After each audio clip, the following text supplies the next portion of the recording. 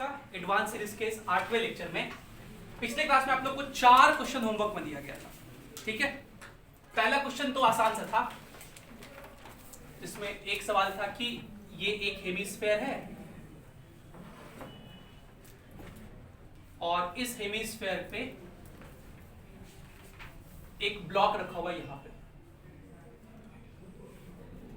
इस ब्लॉक का मास कितना है m और इसको हमने वेलोसिटी दी है u, और u पे क्या कंडीशन था कि ये u less than equal to root g r है, क्योंकि उससे ज्यादा जैसे ही होता है तो वो कूद जाता है वहीं पर। इसका रेडियस r है, ठीक है। ये यहां से स्लिप करके यहां आएगा और यहां आके इस हेमिस्फीयर को छोड़ देगा, लीव कर देगा, will leave the hemisphere, will leave the hemisphere। और अगर ऐसा हो रहा है तो आपको ये बताना है कि वर्टिकल से ये एंगल थीटा कितना होगा, ठीक। सबसे पहली बात कि ये हेमिस्फीयर को छोड़ देगा, इसका क्या मतलब? इस वर्ड का मतलब ये है कि नॉर्मल का वैल्यू इस पॉइंट पर नॉर्मल का वैल्यू 0 हो जाएगा। इस पॉइंट पर हम लोग एफबीडी बनाए तो इस ब्लॉक का वेट mg नीचे लगेगा, इस पर नॉर्मल जो लगने वाला था वो तो 0 हो गया, तो सिर्फ एक ही फोर्स दिखेगा मुझे mg। इस इंस्टेंट पे इसके पास v वेलोसिटी होगा और जस्ट कूदने से पहले ये सर्कुलर मोशन एग्जीक्यूट कर रहा था। जस्ट कूदने से पहले ये कौन सा मोशन एग्जीक्यूट कर रहा था? Circular motion. तो इस पॉइंट पे हम लोग सेंट्रीपिटल फोर्स इक्वेशन लिखेंगे। सेंट्रीपिटल फोर्स इक्वेशन लिखने के लिए रेडियल डायरेक्शन में लिखते हैं, तो ये लाइन हो गया रेडियल डायरेक्शन। ये एंगल थीटा है तो ये एंगल भी क्या होगा? थीटा। इस mg का इधर की तरफ कंपोनेंट क्या हो गया? mg cos थीटा, और इधर की तरफ क्या हो गया? mg sin थीटा, ठीक है। मुझे इसी वाले से मतलब है, सेंट्रीपिटल फोर्स इक्वेशन के लिए लिखते हैं net force towards centre is equals to mv square by r। तो पहले हम लोग लिख रहे हैं centripetal force equation. Centripetal force equation वो हो गया mg cos theta is equals to mv square by r।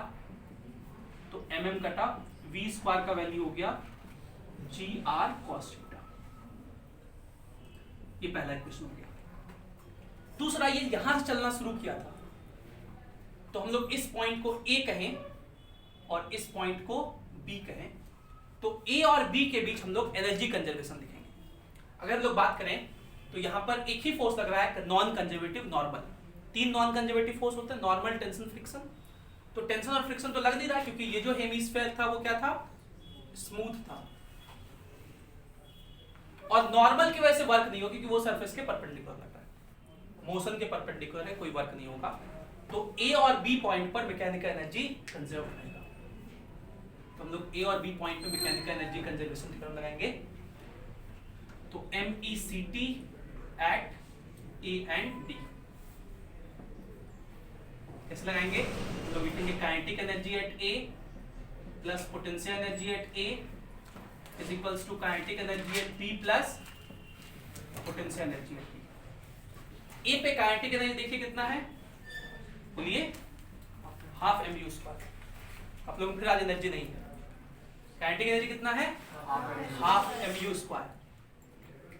A पे पोटेंशियल एनर्जी, तो हम लोग A को ही रेफरेंस मान लेते हैं। A को ही क्या मान लेते हैं? तो A पे पोटेंशियल एनर्जी क्या कर देंगे? 0। B पर काइनेटिक एनर्जी यहां पर हाफ mv स्क्वायर, यहां का वेलोसिटी, प्लस B का पोटेंशियल एनर्जी। तो ये लेवल पे है तो ये हाइट मुझे चाहिए। अब ये हाइट देखिए कितना होगा, ये लेंथ है r, तो ये लेंथ होगा r cos थीटा। पूरा है r, तो ये वाला लेंथ कितना हो जाएगा? r minus r cos theta, और निगेटिव में होगा क्योंकि रेफरेंस से नीचे है, इसलिए पोटेंशियल एनर्जी लिखेंगे माइनस mgh, और h कितना होगा? r minus r cos theta. तो ये कॉमन ले लीजिए। इस इक्वेशन में आप चाहें तो 2 मल्टीप्लाई कर दीजिए। अच्छा, m सबसे पहले काट लीजिए, m काट लेते हैं और 2 मल्टीप्लाई कर दीजिए, तो ये हो जाएगा u square is equals to v square minus 2gr into 1 minus cos theta. तो u square is equals to v square का वैल्यू हम लोग लिख सकते हैं gr cos theta minus 2gr minus plus 2gr cos theta. इस 2gr को इधर भेज दीजिए, तो u square plus 2gr is equals to gr cos theta plus 2gr cos theta 3gr cos theta, तो cos थीटा इतना बाय 3gr। यही prove करना था आप लोग को। आगे से हो सके तो ये रिलेशन याद रखना है। और इसमें ये कंडीशन बताए थे कि अगर इसको यहां रिलीज किए हैं कि अगर u 0 होता तो u 0 पुट कर दीजिए, cos थीटा का वैल्यू कितना हो जाएगा 2/3 और ये थीटा होता है 48 डिग्री। तो वर्टिकल से 48 डिग्री पे वो कूद जाएगा अगर रिलीज करेंगे तो, वहां पे छोड़ेंगे तो ये आसान सा क्वेश्चन था, सबसे बन गया था ना ये तो। ठीक है, इसको लिख लीजिए। अगर किसी को लिखना है तो किसी को अलग तरीके से नहीं बताए थे, कोई अलग तरीका नहीं था, सेम ही तरीका था।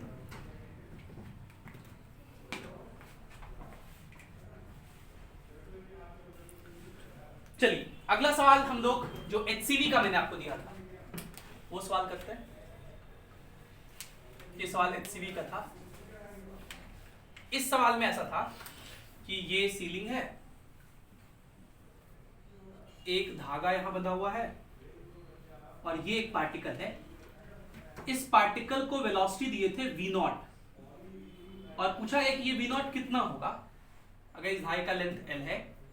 ये पार्टिकल यूं करके सर्कुलर मोशन एग्जीक्यूट करता है, यहां तक पहुंचता है, यहां पहुंच के इस धागे में टेंशन क्या हो जाता है 0 हो जाता है।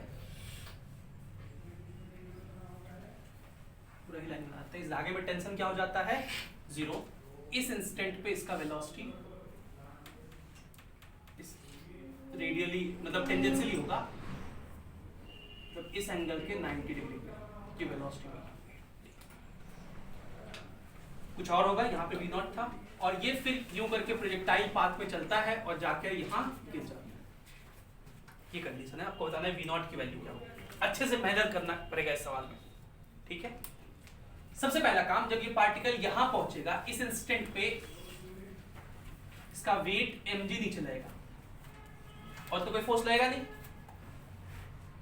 देखिए ये रेडियल लाइन हुआ और जो सेंट्रीपिटल फोर्स इक्वेशन होता है वो रेडियल डायरेक्शन में लिखते हैं हम लोग। इस वाले एंगल को थीटा मान लेते हैं, हॉरिजॉन्टल के साथ एंगल। ये हो जाएगा 90 माइनस थीटा, ये भी कितना हो जाएगा थीटा। तो mg का इधर की तरफ कंपोनेंट क्या हो जाएगा mg cos थीटा।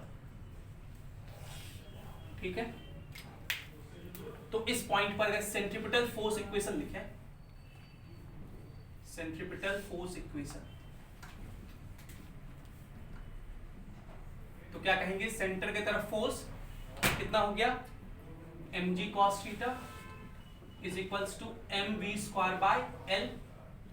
तो mm कटा, v स्क्वायर कितना हो गया gl cos थीटा। ये हो गया हम लोग का एक इक्वेशन।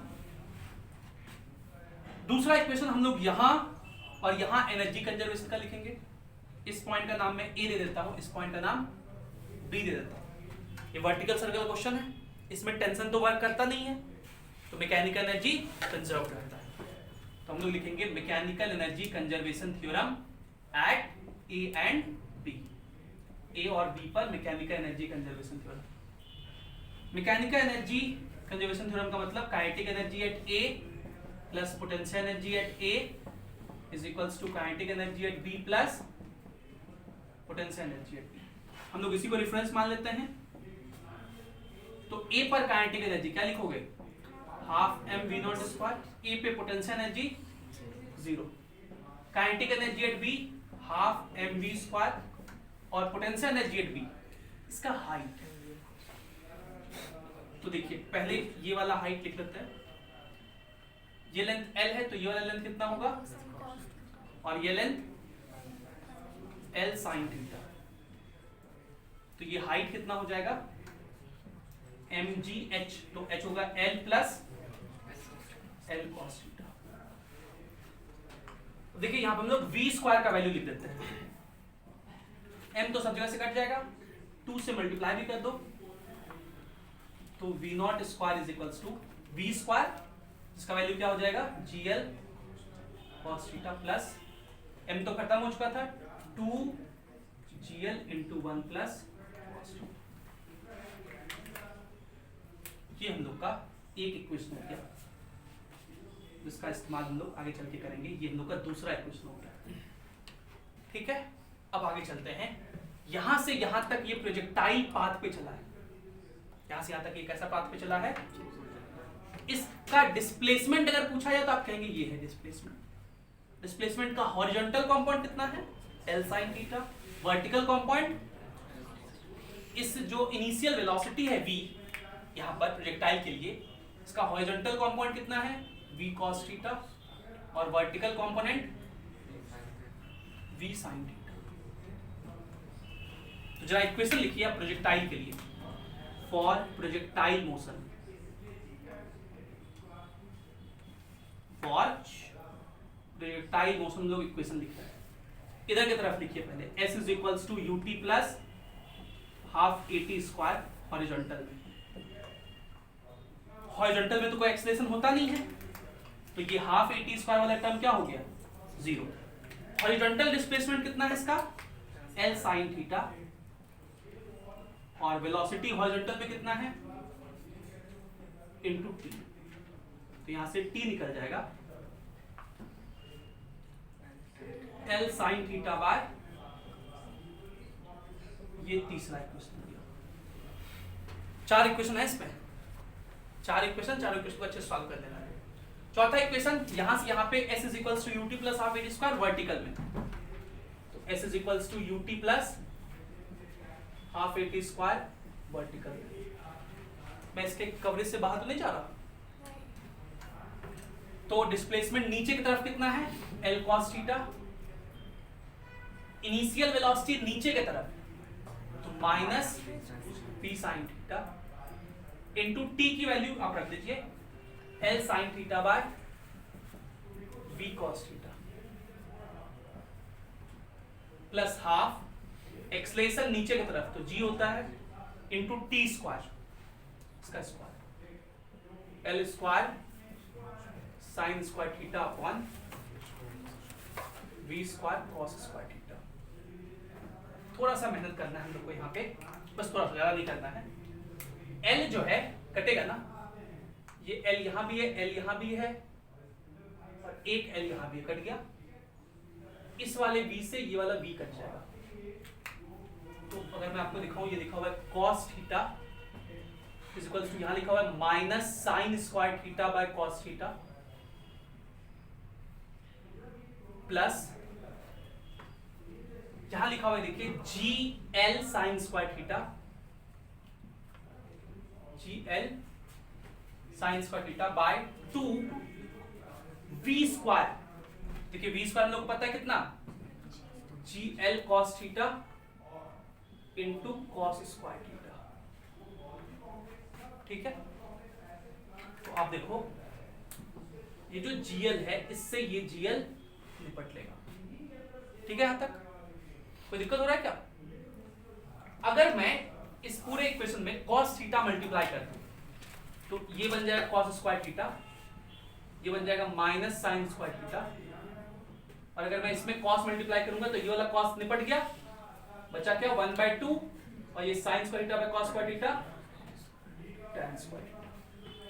साइन स्क्वायर थीटा को इधर भेज दीजिए, cos square theta plus sine square theta कितना हो जाएगा 1, ये 2 इधर, तो 2 is equals to tan square theta, तो tan थीटा कितना हो गया √2, tan थीटा √2 है, मतलब अगर ये थीटा है तो ये हो गया परपेंडिकुलर √2, परपेंडिकुलर कितना हो गया, और ये हो गया 1, तो ये कितना हो गया √3। अब हम लोग क्या निकालना था, कम बन गया हम लोग का, हो गया सॉल्व हो गया। क्या निकाला हम लोग को v0 स्क्वायर, v0 निकालना ना, तो यहाँ देखिए वी नॉट स्क्वायर रख दे रहा है। अच्छा यहाँ पे कुछ कॉमन है क्या?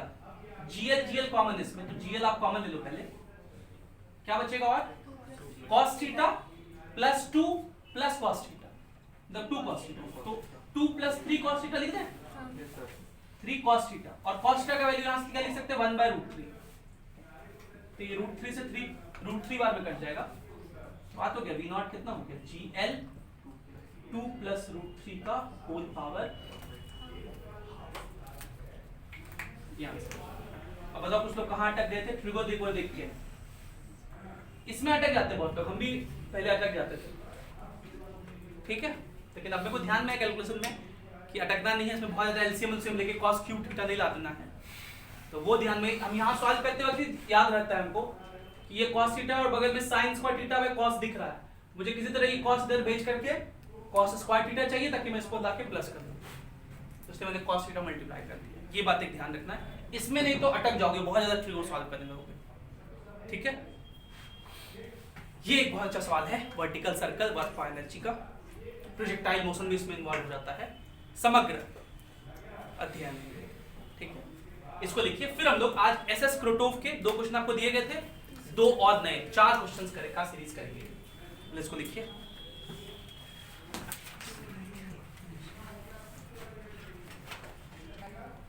चलिए तो अब हम लोग आ जाते हैं SS क्रोटोव पे। पहला सवाल कितने लोगों से बना, हाथ खड़ा करो एक बार, एकदम पूरा काइनेमेटिक एनालिसिस फ्रिक्शन वाला, पहला कि दूसरा बना है? दोनों बन गए, चलो बढ़िया। पता तुम लोग से बनाए तो है, मतलब पता नहीं लेकिन वो सही है कि नहीं है, चलिए कोई बात नहीं, जिनसे बन गया हो ना वो भी कृपया देखे इस वाले, पहला को देख लो, दूसरा को नहीं भी देखो तो चलेगा, क्योंकि पहला में थोड़ा सा एनालिटिकल है, अच्छे से देखिए उसको। तो अब मैं खाली क्वेश्चन बोल दे रहा हूं, पिछले क्लास में तो लिखा ही दिया था क्वेश्चन। तो 1.1 नंबर क्वेश्चन है, a body with 0 initial velocity moves down an inclined plane from a height h। तो एक ये इंक्लाइंड प्लेन है और इस पार्टिकल का, एक बॉडी का यहां पे इनिशियल वेलोसिटी कितना है 0 है, ये डाउन द इंक्लिनेशन मूव करता है और यहां पहुंचता है। अगर मैं पूछूं ये कितने वेलोसिटी से पहुंचेगा, तो आप जानते हैं √2gh, h हाइट से कोई पार्टिकल प्रोवाइडेड किए क्या हो इंक्लाइन स्मूथ हो। पहला केस हम लोग इसमें क्या डिस्कस करेंगे, स्मूथ अगर इंक्लाइन हो।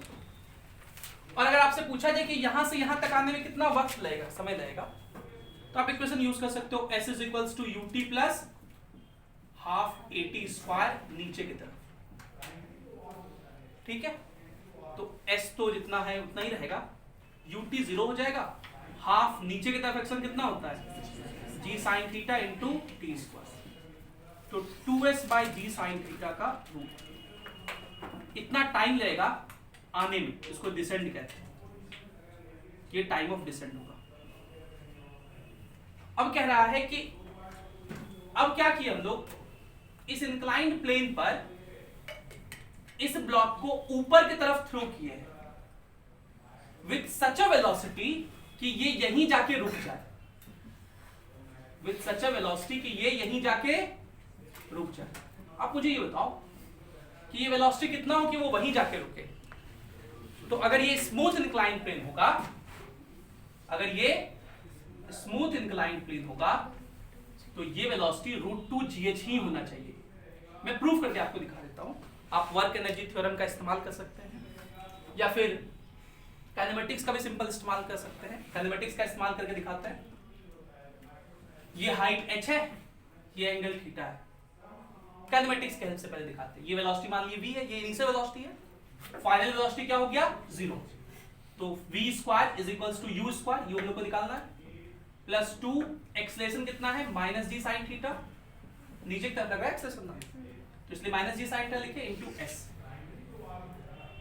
तो ये टर्म इधर आ जाएगा 2gs sin थीटा = v²। और देखिए s sin थीटा क्या लिखेंगे, ये s है, s cos थीटा ये लेंथ होगा, s sin थीटा क्या होगा h, तो 2gh = v², तो v = √2gh, मतलब v ही वेलोसिटी देंगे, √2gh ही देंगे तो वो वहां जाएगा। और इस केस में टाइम निकालो, फिर से निकाल, लिखिए equation s is equals to ut plus half at square, ठीक है, या फिर v is equals to u plus at भी आप यूज कर सकते हो। तो v कितना है 0, u कितना है √2gh और at minus g sin theta into t, तो ये t कितना हो जाएगा √2gh बाय g sin, ये क्या हो गया टाइम ऑफ एसेंट। अच्छा यहाँ पे हम अलग फॉर्म में लिखे थे, तो इसको भी उसी फॉर्म में लिख देते हैं। कौन सा इक्वेशन यूज कर ले हम लोग, v is equals to u plus at, तो v है √2gh, u तो 0 है, a कितना है g sin theta into t time of descent. तो टाइम ऑफ डिसेंट देखिए यहां से भी क्या आता है √2gh बाय g sin। तो दोनों टाइम क्या है सेम, मतलब जितना टाइम जाने में उतना ही। Therefore, for smooth inclined plane,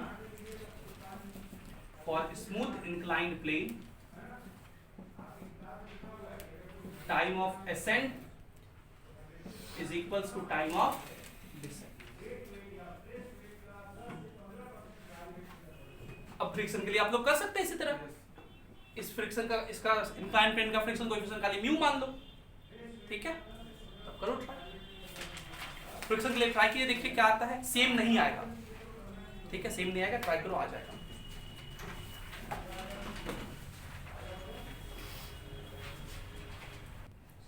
चलिए अब हम लोग रफ इंक्लाइन प्लेन के लिए देख लेते हैं।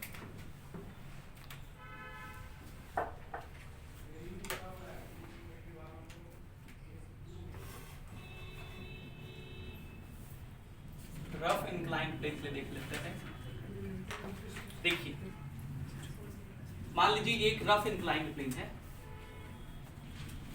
और इसका ये हाइट h है, ये मान लेते हैं डिस्टेंस s है, ये थीटा है, रख दीजिए।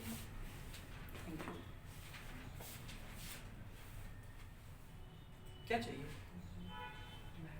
रन दीजिए, रिकॉर्डिंग हो रहा है। ये s हो गया, ये एक ब्लॉक को यहां से रिलीज कर दिया, ठीक है। तो अगर ये इंक्लाइन प्लेन रफ हो तो जब ये गिरेगा तो इस पर इधर की तरफ तो एक्सलेशन g sin थीटा लगेगा। आप फोर्स डायग्राम सोचिए ना, mg sin थीटा नीचे और फ्रिक्शन फोर्स कर लेगा पीछे, कितना म्यू इंटू n, और n होता है mg cos थीटा, तो पीछे की तरफ एक्सलेशन कितना हो जाएगा म्यू g cos थीटा, मतलब नेट एक्सलेशन इसका कितना होगा g common sin theta minus mu cos theta. अब यहां से यहां तक आने के लिए टाइम के लिए आप इक्वेशन लिख दो, s is equals to ut plus half at square, ठीक है। तो s ut तो 0 हो गया, हाफ एक्सलेशन कितना है g into sine theta minus mu cos theta into t square, तो t की वैल्यू हो जाएगी 2s upon g into sine theta minus under root, ये हो गया टाइम ऑफ डिसेंट। अच्छा मुझे ना यहाँ पे एक और चीज बताना है, ये ब्लॉक जब यहाँ आएगा तो उसका वेलोसिटी बता सकते हैं आप लोग, ये v1 इस हाइट के टर्म में बताना है मुझे। तो एक तो काइनेमेटिक्स से निकाल सकते हैं इसी तरह, v is equals to u plus at से, h के फॉर्म में आप चाहें तो दूसरे तरीके से भी निकाल सकते हैं, वर्क एनर्जी थ्योरम से। हम वर्क एनर्जी थ्योरम से जान करके, क्योंकि वर्क फॉर एनर्जी हम लोग पढ़े अभी, तो इसलिए हम लोग जान करके वर्क एनर्जी थ्योरम से निकालते हैं। और मुझे यहाँ एक बात याद दिलाना था आपको कि फ्रिक्शन की वजह से वर्क लिखने का एक ट्रिक होता है, फ्रिक्शन की वजह से वर्क लिखने का एक ट्रिक होता है, वो आपको याद दिला दे। वर्क एनर्जी थ्योरम अगर लगाएं तो यहाँ पे फ्रिक्शन वर्क करेगा, वर्क डन बाय फ्रिक्शन क्या लिखेंगे, change in kinetic energy. Work done by friction लिखने का एक तरीका होता है, जब कोई ब्लॉक चलता है ना तो वर्क डन बाय फ्रिक्शन लिखने का तरीका होता है सीधा सीधा म्यू mg, क्या तरीका होता है mu mg into horizontal displacement, into horizontal displacement. देखिए ये s है, ये h है, हॉरिजॉन्टल डिस्प्लेसमेंट मतलब ये l। जब ये पार्टिकल यहां से यहां आया इसका डिस्प्लेसमेंट ये है, वर्टिकल डिस्प्लेसमेंट h है, हॉरिजॉन्टल डिस्प्लेसमेंट कितना है l, ठीक है, या s cos थीटा आप बोल सकते हैं। तो ये वर्क डन बाय फ्रिक्शन लिखने का तरीका होता है, ठीक है। हालांकि इसका यूज नहीं है यहाँ, लेकिन मुझे बस बताना था इसलिए मैंने बता दिया। बाकी उससे ऐसे भी सोच सकते हो, फ्रिक्शन कितना है म्यू mg cos थीटा, ये तो मैंने एक्सप्रेशन लिखा है खाली, mu mg cos theta friction है, डिस्प्लेसमेंट हो गया s, तो mu mg s cos theta, और s cos थीटा को क्या बोल रहे हैं हम लोग l, और नेगेटिव में क्योंकि दोनों अपोजिट है। Change in kinetic energy, final kinetic energy क्या लिखेंगे, half m v1 square, initial कितना लिखेंगे 0। मैंने एक चीज और mg की वजह से वर्क छोड़ दिया है, mg की वजह से वर्क डन बाय फ्रिक्शन और mg दो फोर्स लगा, नॉर्मल वर्क नहीं करता। mg की वजह से वर्क कितना लिखेंगे mgh, कितना लिखेंगे mgh, क्योंकि नीचे ही आ रहा है ना, h हाइट नीचे आ रहा है। तो देखिए हम लोग लिख सकते हैं mgh माइनस इस वैल्यू को wf कह देते हैं, इस वैल्यू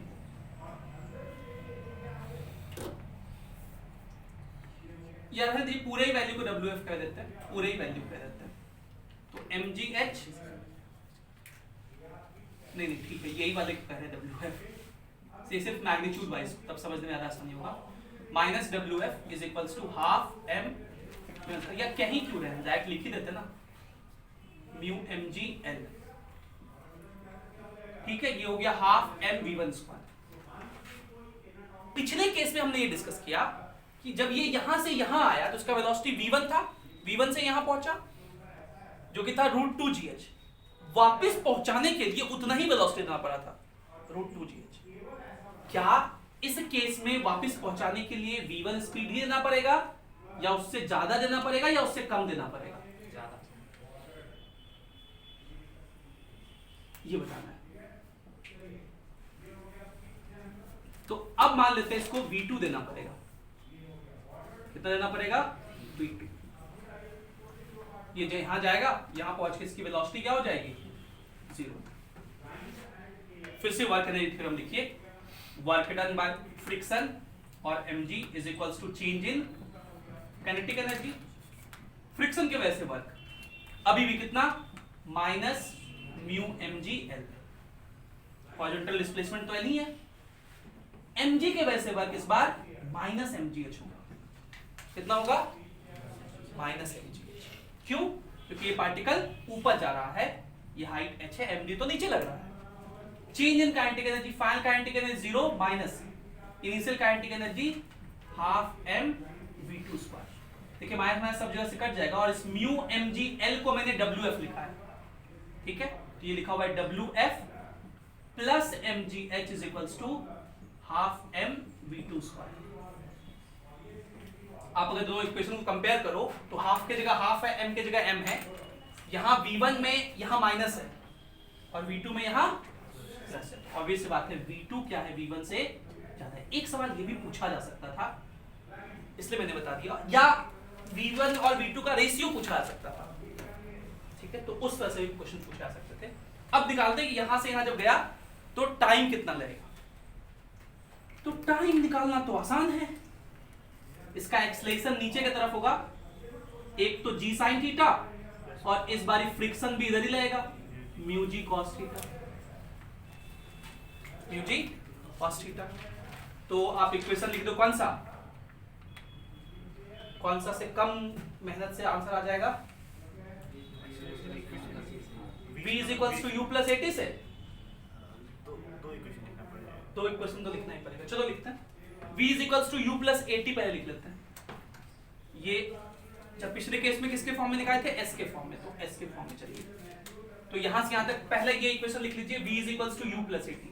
तो फाइनल वेलोसिटी कितना हो गया 0, initial velocity v2 minus acceleration कितना है g sin theta plus mu cos theta into t, ठीक है। तो यहां से हो गया g sin theta plus mu cos theta into t is equals to v2। और एक इक्वेशन और लिख लीजिए, v square minus u square by 2s। तो v square 0 minus u square, तो मतलब minus v2 square is equals to 2a। a कितना है minus g sine theta plus minus g s. Minus minus cut जाएगा, v2 square, इसका square करेंगे तो क्या होगा, g square sign theta plus mu cos theta का whole square is equals to 2g sine theta plus mu cos theta into s. तो एक ये कट जाएगा, ये नीचे चला गया तो t हो जाएगा 2s by g into sine theta plus mu cos theta का अंडर रूट। ये हो गया टाइम ऑफ एसेंट, ये हो गया टाइम ऑफ एसेंट। अब दोनों कंपेयर कर दीजिए, देखिए यहाँ पे डिनोमिनेटर छोटा है तो क्वांटिटी बड़ा होगा, देयरफॉर अच्छा मैंने उल्टा लिख दिया क्या, ये डिसेंट तो लिखा ही था, यहाँ एसेंट ठीक तो लिखा है, तो ये वाला क्या होगा, बड़ा होगा। तो टाइम ऑफ डिसेंट मतलब नीचे आने का टाइम ज्यादा होगा टाइम ऑफ एसेंट से। और अगर कोई रेशियो पूछ दे आपसे कि TD बाई TA का रेशियो बता दीजिए, तो रेशियो करेंगे तो ये क्या हो जाएगा, under root sine theta plus mu cos, ये वाला ऊपर चला जाएगा तो by sine theta minus mu cos theta. हो सकता है इसमें कॉस थीटा से ऊपर नीचे डिवाइड करके भी आंसर रहे, तो tan theta plus mu by 1 minus tan theta minus mu, tan theta plus mu by tan theta minus mu, इस फॉर्म में भी आंसर हो सकता है, दिख जाए। समझ गए इस पहला केस, पहला क्वेश्चन, ठीक है। ये एनालिटिकल थिंकिंग डेवलप करना। दूसरा तो बहुत आसान सा था, सबसे बन गया होगा, इसको लिखो फिर मैं दूसरा समझा दूंगा थोड़ा सा।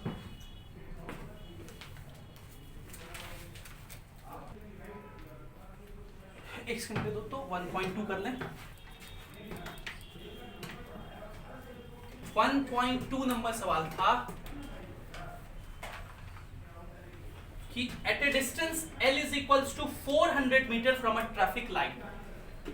तो मान लेते हैं ये एक रोड है और यहां पे ट्रैफिक लाइट है, यहां से 400 मीटर की दूरी पर L is equals to 400 metre, इसकी दूरी पर brakes are applied to a locomotive moving at velocity 54 kilometre per hour. Car को लोकोमोटिव कहते हैं, कोई भी चलने वाले चीज को लोकोमोटिव कहते हैं। उसका वेलोसिटी कितना है, 54 किलोमीटर पर आवर, मतलब मीटर पर सेकंड में 15 मीटर पर सेकंड। इस पर ब्रेक्स अप्लाई किए। आपको बताना है कि 1 मिनट बाद ये कहां होगा, 1 मिनट बाद ये कहां होगा, ये बताना है। तो इन जनरल इसमें गड़बड़ी ये होता है कि हम लोग 1 मिनट बाद ही सॉल्व करना शुरू कर देते हैं। एक्सेलरेशन दिया हुआ है कि जो रिटार्डेशन प्रोड्यूस हुआ वो कितना होगा, -0.3 मीटर पर सेकंड स्क्वायर। तो अगर मैं पूछूं कि ये कितने देर बाद रुक जाएगा, लोग अगर मैं पूछूं कि ये कितने देर बाद रुक जाएगा, तो आप क्या कहेंगे, v is equals to u plus 80। तो फाइनल वेलोसिटी 0 हो गया, इनिशियल वेलोसिटी 15, एक्सेलरेशन है 0.3 इंटू टी, तो t आ जाएगा 50 सेकंड। 50 सेकंड में ये पार्टिकल क्या होगा, रुक जाएगा। लेकिन आपसे कब पूछा है, 1 मिनट में, 60 मिनट बाद, ठीक है, 60 सेकंड बाद, सॉरी 1 मिनट मतलब 60 सेकंड बाद। तो 85 सेकंड में ही रुक जाएगा, उसका तो 10 सेकंड इंतजार करेगा। तो वो जो 60 सेकंड दिया हुआ है, 1 मिनट दिया हुआ है, वो फालतू के लिए दिया हुआ है, वो डराने के लिए, वही क्वेश्चन को गलत कराता है। उस 1 मिनट का कोई मतलब नहीं, तो 85 सेकंड में रुक जाएगा। तो यहाँ ये रुक गया। अब ट्रैफिक है तो नहीं कि वहां रुक के फिर रिवर्स में जाने लगेगा 10 सेकंड, ऐसा तो होगा ना। बच्चा ब्रेक लगाने से रिवर्स में नहीं जाते, रिवर्स गियर डालना होता है, ब्रेक लगाने से रिवर्स नहीं होता। अच्छा यही बात कर रहे थे लोग, ब्रेक लगाने से रिवर्स चला गया इसका गाड़ी, इसका यूनिक तरह का गाड़ी है, रिवर्स किए बिना रिवर्स होता है। ठीक, तो आपसे ये पूछा है कि ट्रैफिक लाइट से इसका पोजीशन बताइए, डिस्टेंस बताइए। वेरी इजी, इसके लिए ये डिस्टेंस निकाल लीजिए पहले। तो v square is equals to u square plus 2as कर देते हैं। फाइनल वेलोसिटी 0, इनिशियल वेलोसिटी 15 का स्क्वायर 225, 2 टाइम्स ऑफ एक्सेलरेशन, तो 0.6 इंटू s, तो 225 बाय 0.6, 2250/6 काट पीट के 6 से कट जाएगा पूरा क्या, 6 तिया 18, 4 45, 6 7 42, 375 मीटर। बढ़िया। तो फिर ये डिस्टेंस कितना हो जाएगा, 25 मीटर। यही आपसे पूछा है, यही हम लोग आंसर हो जाएगा। अब चलते हम लोग एक्सरसाइज प्रोटो क्वेश्चन नंबर 1.3। 1. लिखिए मेरे साथ सवाल जो लोग के पास नहीं लिखा हुआ है। A helicopter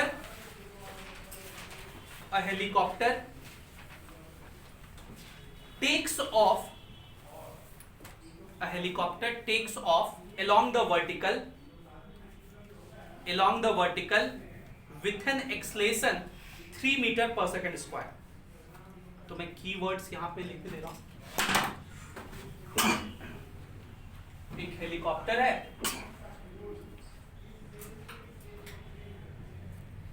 और ये वर्टिकल के लिए टेक ऑफ किया। टेक ऑफ करना मतलब उसका इनिशियल वेलोसिटी क्या लेंगे आप, 0। कितने एक्सेलरेशन से, 3 मीटर पर सेकंड स्क्वायर से। एंड 0 इनिशियल वेलोसिटी, ये लिख दिया हुआ, and 0 initial velocity, full stop. In a certain time t1, मतलब जब ये यहां से t1 टाइम पे आ गया होगा, in a certain time t1 the pilot switches off the engine। तो यहां पे क्या हो गया, pilot switches off the engine। ठीक है, फुल स्टॉप। इसके बाद का जो एक लाइन है ना वो मजेदार है, लिखिए। At the point of take off, मैं लिखते चल रहा हूं ये statement, at the point of take off the sound dies away in t2 is equals to 30 seconds। in t2 is equals to 30 seconds, determine the velocity v of the helicopter, determine the velocity v of the helicopter at the moment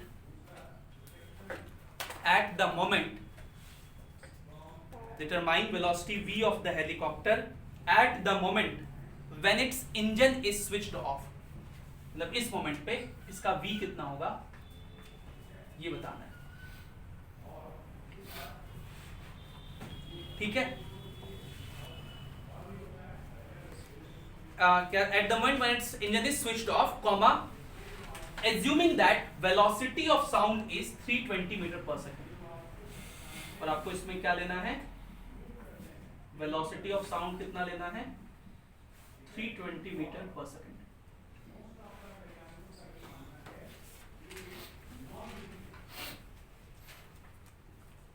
ठीक है, इसमें जो पूरा खेल है बस इसी line का है, at the point of take off. मैं इसमें एक और पॉइंट जोड़ देता हूं जो इसमें नहीं है, also find the time when helicopter will crash।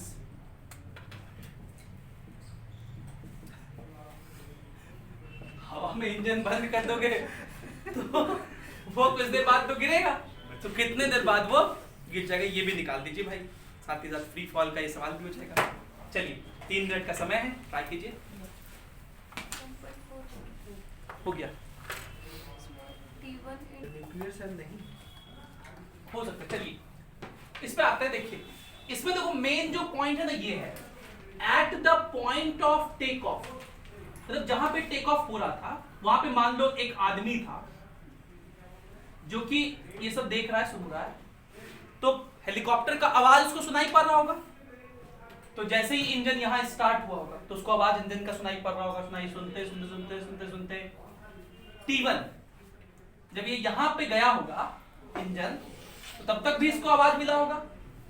जब यहां बंद हुआ होगा आखिरी साउंड जो आखिरी साउंड जो यहाँ इंजन का होगा वो यहाँ कुछ देर बाद पहुंचा होगा, उसी समय थोड़ी पहुंच गया होगा। साउंड को भी तो यहाँ से यहाँ आने में कुछ टाइम लगा होगा।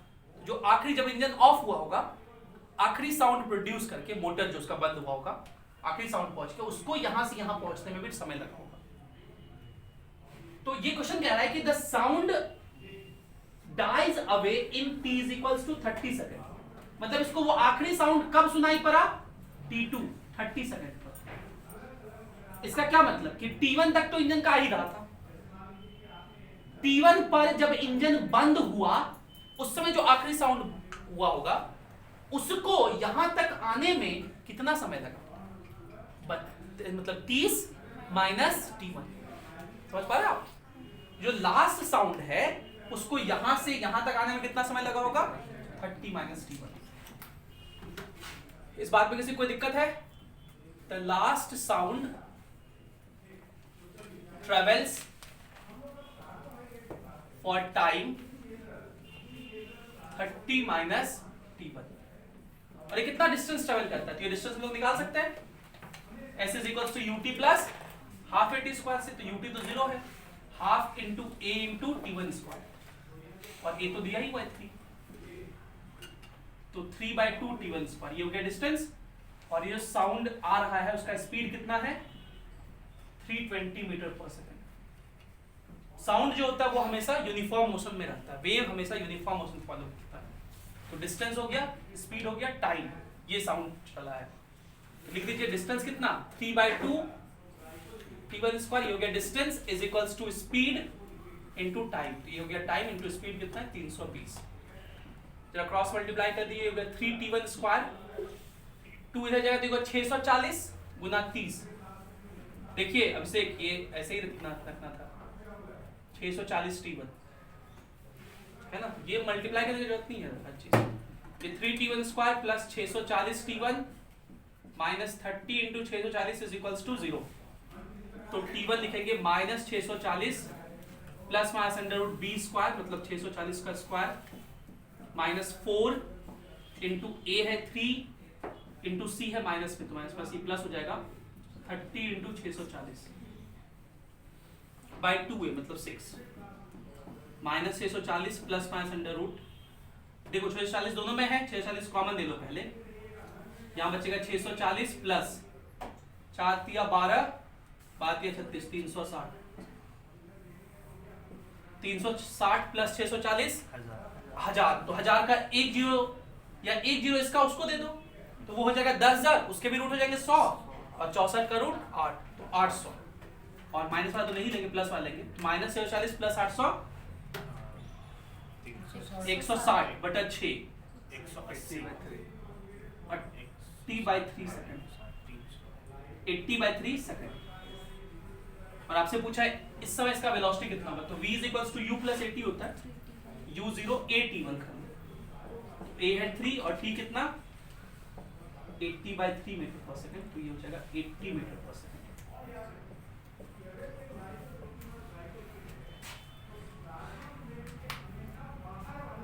इसको लिखिए, देख कहाँ है बुक, 4th नंबर सवाल लिखा दे। पहले आप लोग टाइम लेना चाहेंगे इसके लिए क्या? 4th तो बहुत इजी है, लिखिए जल्दी से।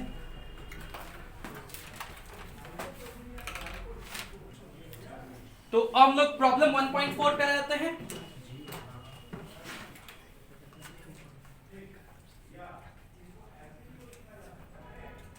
प्रॉब्लम 1.4, तो प्रॉब्लम 1.4 है, लिखिए, लिखेंगे ना आप लोग। A point mass starts moving in a straight line. A point mass starts moving in a straight line with constant acceleration a. A point mass starts moving in a straight line with constant acceleration a. मतलब initial velocity इसका 0 है और ये a से इधर चल रहा है, full stop. At a time t1 after the beginning of motion, तो यहां से t1 टाइम पर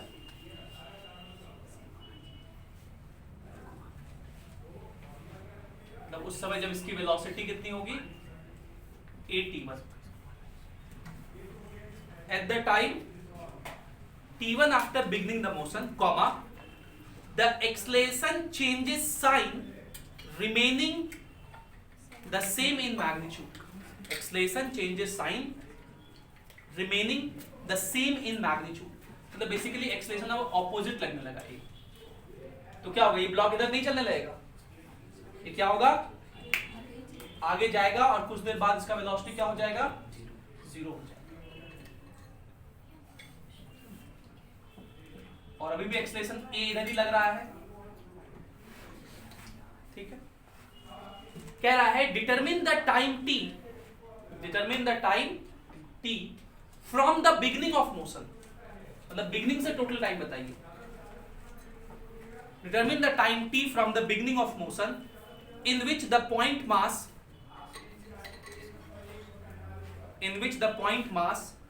returns to the initial position. मतलब ये वापस से यहां अगर आ जा रहा है तो टोटल टाइम कितना लगा ये बताना है. इससे ज्यादा टफ सवाल मैंने एक बार कराया है आपको. अगर आपको अभी कुछ दिन पहले फ्रिक्शन वाले क्वेश्चन में याद है आप लोग को, नहीं याद है? हाँ, डिस्प्लेसमेंट नहीं, वेलोसिटी दिखाया था जब यहाँ आ जाता था. चलो मैं कोई बात नहीं, अभी करा दूंगा वापस से. तो ये तो बहुत आसान सवाल है. देखिए यहाँ पे वेलोसिटी इसका कितना है, ये मैं करा दे रहा हूँ, सिंपल सा है. ताकि अगला at1 है, कितने देर बाद वेलोसिटी 0 हो जाएगा, तो फिर से t1 टाइम की बात आप करके देख लो. v = 0, u लेंगे at1, एक्सलेशन a, तो t1 t ही आ जाएगा. अब यहां से यहां तक आने का टाइम, तो पहले आप डिस्टेंस निकाल लो. ये डिस्टेंस कितना होगा, हाफ at1², और ये भी करोगे तो आ जाएगा हाफ at1². तो यहां से यहां तक टोटल डिस्टेंस कितना हो गया, at1². और s = क्या होता है, ut प्लस हाफ at². हम लोग को यही t निकालना है. तो ये हो गया at1² = ut. यहाँ पे वेलोसिटी कितना है, 0. हाफ एक्सलेशन तो a ही है इनटू t². a गया काम से, तो t = हो गया √2t. आपसे टोटल टाइम पूछा है, तो टोटल टाइम कितना हो जाएगा, t1 प्लस t1, तो 2t1 प्लस √2t. तो t1 कॉमन ले लीजिए, 2 plus √2 second is the answer. Very easy question. ठीक है. तो इस सवाल को मैं पूछूं दूसरे तरह से. ये सवाल मैंने आपको फ्रिक्शन के लेक्चर में कराया. इलेक्ट्रोस्टैटिक्स में एक क्वेश्चन हाँ कराया मैंने, वो नीट के में आया हुआ वैसा सवाल था. हाँ ठीक है. तो चलिए ये सवाल हम लोग कर लेते हैं. ये फ्रिक्शन से रिलेटेड सवाल है. ऐसा ही कुछ कॉन्सेप्ट है उसमें, थोड़ा सा उसको टफ कर देते हो आप. मुझे उतना भी टफ नहीं है कि डरने वाला बात नहीं है. एक ब्लॉक है, इसका मास है 2 kg. मास कितना है, 2 kg. इस सरफेस के लिए फ्रिक्शन कोएफिशिएंट है 0.2. कितना है, 0.2. इस ब्लॉक पर एक फोर्स लगाए हम लोग इधर की तरफ 20 न्यूटन का, यहां से 37 डिग्री एंगल, 37 डिग्री एंगल. तो ये ब्लॉक चलेगा नहीं चलेगा ये तो आप चेक करेंगे. क्वेश्चन ये कह रहा है द ब्लॉक, ये u0 है, the block is released from position A. इसका नाम है A. इस A पोजीशन से रिलीज कर दिया है. After 20 metre, after 20 meter, the horizontal component of applied force, the horizontal component of applied force is reversed in the direction, is reversed in the direction.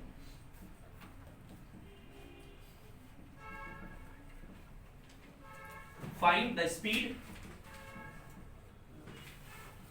find the speed with which the block will again come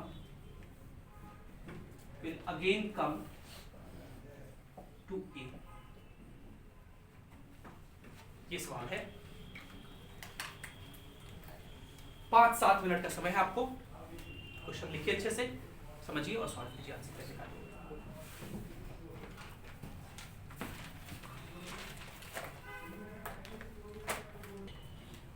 चलिए तो इसको कर लेते हैं हम लोग।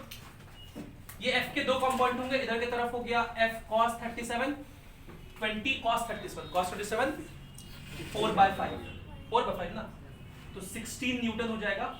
ऊपर की तरफ ये हो जाएगा 12 न्यूटन और नीचे इसका वेट 20 होगा, तो नॉर्मल का वैल्यू कितना हो जाएगा 8, नॉर्मल हो जाएगा 8। इसलिए जो फ्रिक्शन का मैक्सिमम वैल्यू है mu into N 0.2 into 8 1.6 newton. इसका मतलब इस ब्लॉक को चलने से कोई नहीं रोक सकता, चलने से कोई नहीं रोक सकता। 16 माइनस 1.6 14.4 सॉरी, तो एक्सेलरेशन हो जाएगा 14.4/2 7.2 मीटर पर सेकंड स्क्वायर से ये एक्सेलरेट करेगा। एक्सेलरेट करके यहां तक जाएगा और जब ये यहां पहुंचा कितना डिस्टेंस चला 20 मीटर।